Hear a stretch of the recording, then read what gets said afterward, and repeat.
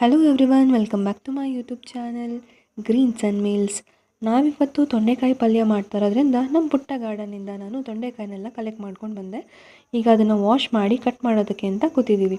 So ಇಲ್ಲಿ ಕೆಲವೊಂದು ಪೀಸಸ್ನ ನಾವು 2 ಭಾಗಗಳಾಗಿ ಮಾಡ್ಕೊಬೋದು, ಕೆಲವೊಂದು 4 ಪೀಸ್ ಥರ ಆಗುತ್ತೆ. ಸೊ ಇಲ್ಲಿ ನಾವು ಆಲ್ರೆಡಿ ಕಡಲೆಕಾಳನ್ನ ನೆನೆಸಿಟ್ಕೊಂಡಿದ್ವಿ.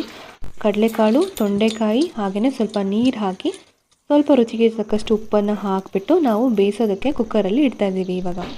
ಸೊ 1 ವಿಜಿಲ್ ಆದರೆ ಸಾಕು. ಸೊ ಇದಾಗಿದ ತಕ್ಷಣ ನಾವು ಇಲ್ಲಿ ಈರುಳ್ಳಿನ ಕಟ್ ಮಾಡಿ ಇಟ್ಕೊಂಡಿದ್ದೀವಿ, ಮತ್ತು ಕರ್ಬೇವಿನ ಸೊಪ್ಪಿದೆ.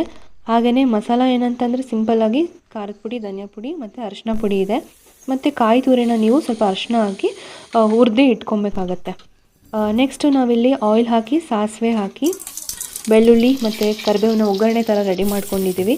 ಇದಕ್ಕೆ ಈರುಳ್ಳಿನ ಹಾಕಿ ಸ್ವಲ್ಪ ಬ್ರೌನ್ ಕಲರ್ ಆಗೋವರೆಗೂ ಚೆಕ್ ಮಾಡಿ, ಅದಾದಮೇಲೆ ಇವು ಮಸಾಲ ಏನಿದೆ ಧನಿಯಾ, ಖಾರದ ಪುಡಿ, ಅರಿಶಿನ ಪುಡಿನ ಹಾಕಿ ಫ್ರೈ ಮಾಡಿಕೊಂಡು ಸ್ವಲ್ಪ ಹುಣಸೆ ರಸನೂ ಕೂಡ ಅದಕ್ಕೆ ಆ್ಯಡ್ ಮಾಡಿ.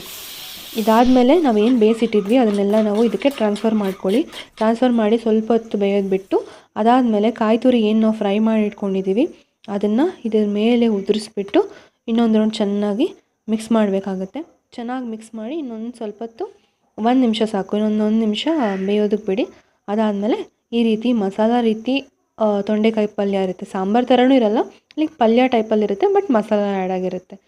ಸೊ ಫೈನಲ್ ಔಟ್ಪುಟ್ ಈ ಥರ ಇದೆ. Thanks for watching.